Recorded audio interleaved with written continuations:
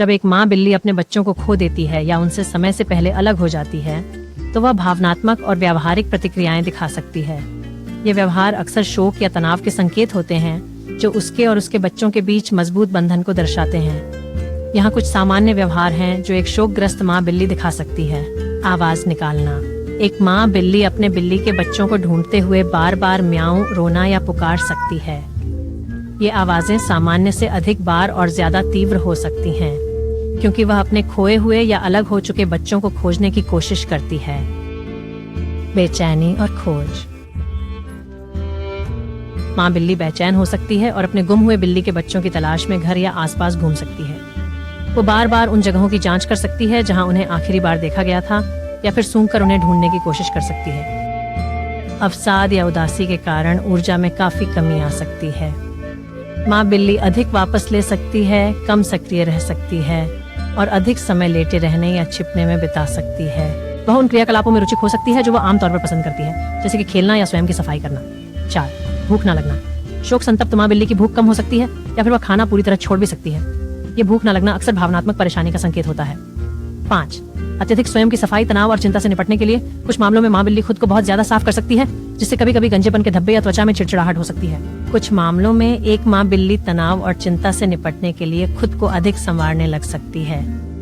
ये व्यवहार कभी कभी गंजेपन या त्वचा में जलन का कारण बन सकता है। 6. आक्रामकता या चिड़चिड़ापन। बच्चों को खोने के भावनात्मक तनाव से एक माँ बिल्ली और अधिक चिड़चिड़ी या आक्रामक बन सकती है। वह अन्य जानवरों पर या यहाँ तक कि अपने इंसानी देखभाल करने वालों पर भी प्रहार कर सकती है, खासकर अगर वह अभिभूत या धमकी महसूस करती है। 7. घोंसलाबंदी आचरण। बच्चों के चले जाने के बाद भी एक माँ बिल्ली घोंसला बनाने की जैसे व्यवहार कर सकती है, जैसे कंबल को दोबारा बिछाना या शांत छिपे हुए स्थानों की खोज करना। यह उसके बच्चों के लिए एक सुरक्षित स्थान तैयार करने की सहज प्रवृत्ति है। 8. चिपटना या सांत्वना खोजना। कुछ माँ बिल्लियां और भी चिपकने लगती हैं और उनके मानव देखभाल करने वालों से अतिरिक्त ध्यान या सांत्वना की तलाश करती हैं। वे अपने मालिक का अधिक नजदीक से पीछा कर सकती हैं या अधिक शारीरिक स्नेह की मांग कर सकती हैं। 9. भ्रम और विचलन। अगर एक माँ बिल्ली अपनी बिल्ली के बच्चों को खो देती है तो वह भ्रमित या विचलित दिखाई दे सकती है, खासकर अगर अलगाव अचानक हो। वह अपने आसपास के माहौल या अपनी सामान्य दिनचर्या के प्रति अनिश्चित लग सकती है। एक शोक संतप्त माँ बिल्ली की मदद कैसे करें? सांत्वना प्रदान करें। उसके शोक की प्रक्रिया में मदद करने के लिए अतिरिक्त स्नेह और आराम दें। उसके साथ ज्यादा समय बिताइए और यकीन दिलाइए कि वह सुरक्षित और आराम महसूस करे। नियमित दिनचर्या कायम रखिए। एक समान दिनचर्या से उसके तनाव को कम करने में मदद मिल सकती है। ध्यान रखिए कि उसके भोजन के समय, खेल की अवधि और शांत समय नियमित रहें। उसे शोक मनाने का समय दीजिए। जैसे इंसानों को शोक की जरूरत होती है, बिल्लियों को भी होती है। इस दौरान उसके व्यवहार में आए बदलावों को समझने और धैर्य रखने की कोशिश कीजिए। किसी सुखद वस्तु पर विचार करें। कभी कभी एक मुलायम खिलौना या कंबल जिसमें उसके बच्चों की खुशबू हो एक शोकाकुल माँ बिल्ली को कुछ आराम पहुंचा सकता है। एक पशु चिकित्सक से सलाह लें। अगर उसकी शोक के लक्षण गंभीर या लंबे समय तक रहते हैं तो पशु चिकित्सक से परामर्श करना मददगार हो सकता है। कुछ मामलों में पेशेवर हस्तक्षेप या दवाइयाँ जरूरी हो सकती हैं ताकि वह सह सके। बिछड़े हुए बच्चों के बाद एक माँ बिल्ली की भावनात्मक भलाई उतनी ही महत्वपूर्ण है जितनी कि उसकी शारीरिक सेहत। धैर्य, समझ और देखभाल के साथ आप उसे इस कठिन समय से गुजरने में मदद कर सकते हैं और धीरे धीरे उसे अपनी पहले जैसी अवस्था में वापस ला सकते हैं। कुछ प्रजनकों द्वारा माँ बिल्लियों की सेहत और भावनात्मक स्थिति की अनदेखी करके केवल मुनाफे को प्राथमिकता देने की अनैतिक प्रथाएं जानवरों के लिए गंभीर परिणाम ला सकती हैं। इस तरह के नुकसान से बचने के लिए एक बहुआयामी दृष्टिकोण की जरूरत होती है जिसमें शिक्षा, कानूनी नियमन और जिम्मेदार उपभोक्ता व्यवहार शामिल होते हैं। यहाँ कुछ प्रमुख रणनीतियां हैं। पहली, उपभोक्ता जागरूकता और शिक्षा। 2. वाणिज्यिक प्रजनन की नैतिक समस्याओं के बारे में जागरूकता बढ़ाएं। 3. संभावित पालतू मालिकों को प्रतिष्ठित प्रजनकों का चयन करने या शेल्टर से गोद लेने की महत्वपूर्णता के बारे में शिक्षित करें। पालन पोषण न की खरीदारी करें। प्रजनन के लिए पालने वालों से खरीदने की बजाय पनाहगाह और बचाव संगठनों से अपनाने का उत्साह दें। इससे वाणिज्यिक रूप से पैदा किए गए बिल्ली के बच्चों की मांग कम होती है और घर की जरूरत में पड़े जानवरों की सहायता होती है। 3. कानून और नियमन। पशु कल्याण के सख्त कानूनों की वकालत करें जो प्रजनन चलनों को नियंत्रित करते हैं।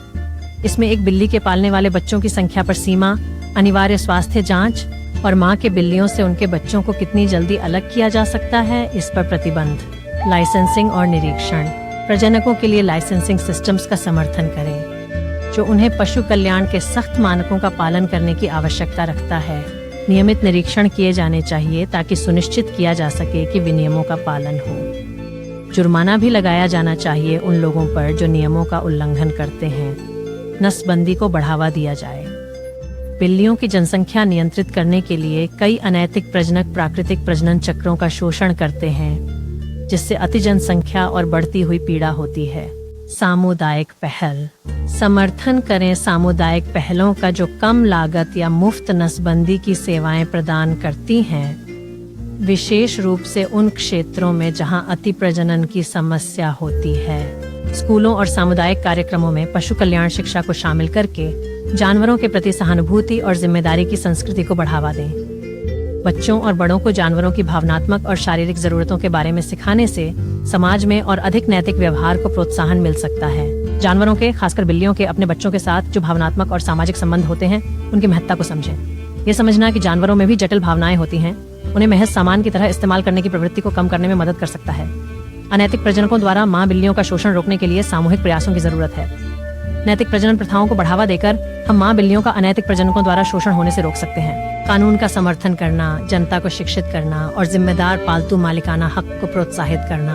हम अपने जानवरों के स्वास्थ्य और भावनात्मक कल्याण की सुरक्षा में महत्वपूर्ण प्रगति कर सकते हैं। हर एक कार्रवाई, चाहे वह पालतू जानवर कहाँ से प्राप्त करें या मजबूत कानूनों की मांग करने में, हमारे बिल्ली मित्रों के लिए एक अधिक सहनशील दुनिया बनाने में योगदान देता है। हमारे जानवरों के लिए दुनिया को बेहतर जगह बनाने के विशिष्ट तरीके क्या हैं? कृपया इस मामले में अपने समाधान हमारे साथ कमेंट सेक्शन में साझा करें। आशा है कि आपको यह वीडियो देखकर आनंद आया होगा। देखने के लिए धन्यवाद। अगर आपको यह वीडियो पसंद आया हो तो और अधिक के लिए सब्सक्राइब करना ना भूलें।